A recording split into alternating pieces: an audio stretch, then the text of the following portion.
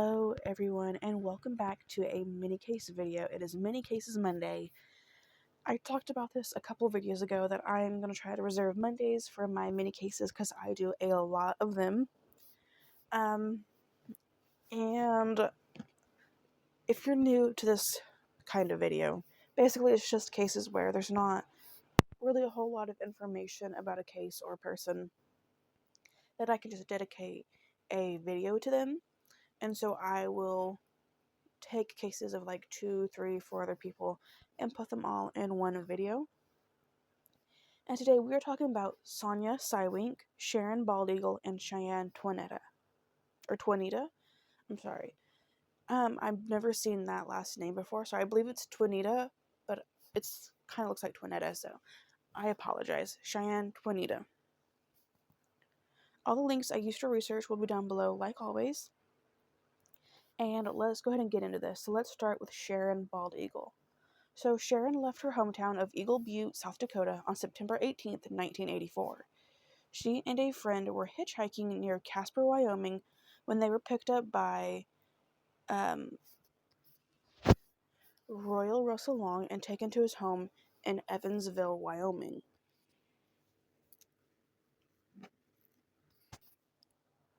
He tied the girls up at gunpoint, and the friend was able to escape and went for help, but by the time police arrived, Long and Sharon were gone.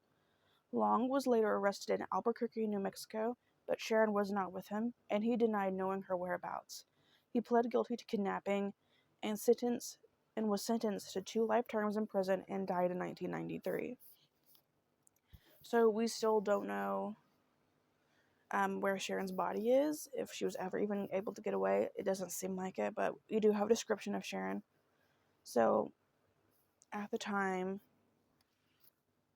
she was 12. She was an Alaskan native, stood about 5'3", 110 pounds, with a red bag, black and yellow tiger striped top, and black shoes. Anybody with any information is urged to contact the Fall River County Sheriff's Office at 1-605-745-4444.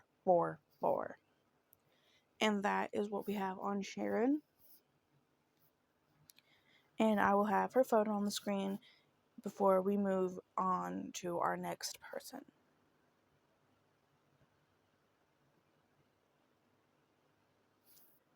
Moving on to Sonya.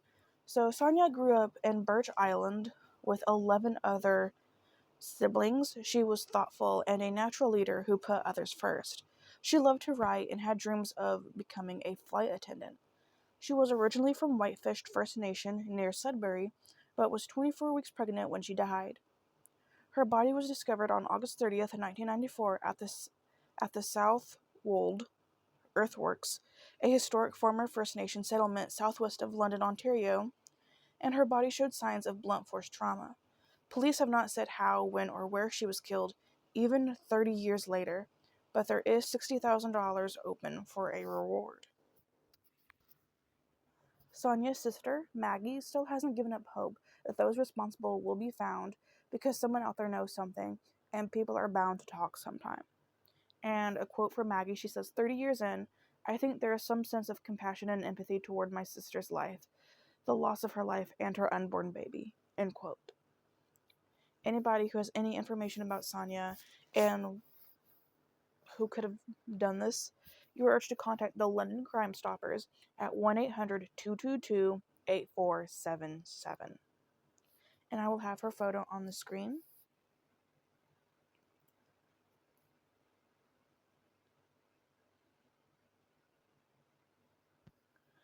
Moving on to our last person to talk about today, Cheyenne, Toineeta. So, the Cherokee police are looking for the person or persons responsible for the death of 30-year-old Cheyenne. She was found on the ground in front of a friend's house on Lynbar Drive on December 22nd, 2015. Her friend helped her inside, said that her ribs hurt, and then police said she became unresponsive. An ambulance took her to Southern Hills Medical Center before she died. An autopsy found that she had some sort of a traumatic internal injury, and police believe that this came from an altercation with a man days before she died. unfortunately, that's all we know about Cheyenne Toineeta. Anybody with any information is just urged to contact the Crime Stoppers at 615-742-7463. And I will have her photo on the screen.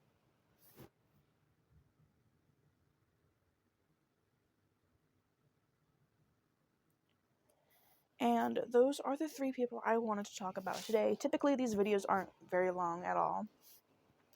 And I just wanted to talk about these 3 women today. I hope that these cases can be solved soon or can have some sort of headway made soon and we can know what happened or get closer to finding out what happened, because they do deserve to have some sort of justice. You know, for a couple of these women, it's 30 years on and there's still nothing. And I do think that's incredibly ridiculous. But if you or anyone you know knows anything about any of these women, what could have happened to them, their last moments, please use the phone numbers that I have provided in this video, and maybe something can come of it. Thank you so much for listening to Sonya's, Sharon's, and Cheyenne's stories today, even if they are a little bit smaller. And I will see you guys very soon. Bye, guys.